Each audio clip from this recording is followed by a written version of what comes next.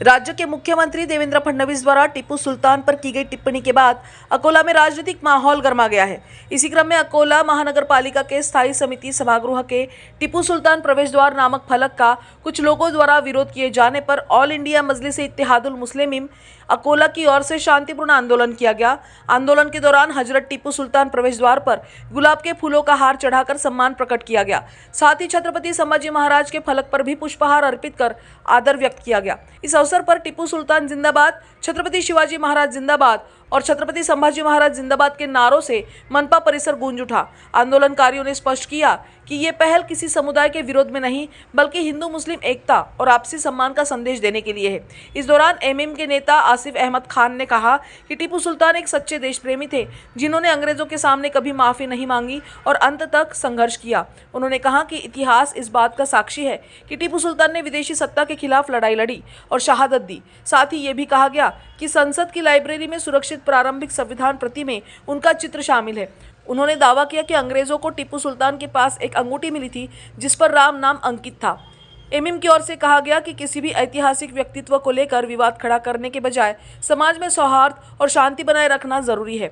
Party ने महानगर पालिका द्वारा पारित टीपू सुल्तान प्रवेश द्वार नाम के ठहराव का सम्मान बनाए रखने की मांग की है।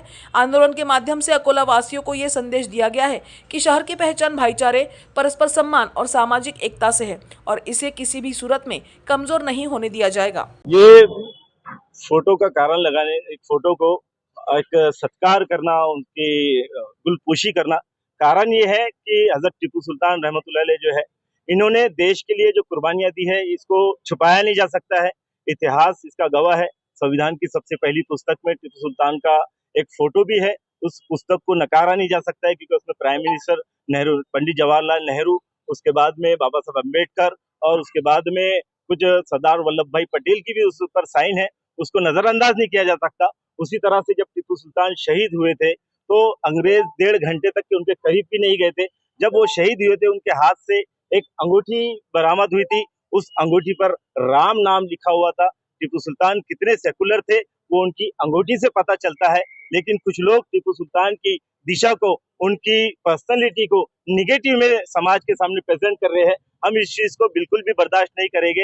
हम टीपू सुल्तान रहमतुल्लाह अलैह की इस फोटो को अगर यहाँ से कोई भी इंसान निकालने की कोशिश करता है तो ये बिल्कुल संविधान के खिलाफ में है। इसको अकोलावासी बर्दाश्त नहीं करेगा। हम रोडों पे तीव्र तरीके से उतरेंगे। न्यूज एक्सप्रेस के लिए प्रतिनिधि नौशाद पटेल, अकोला।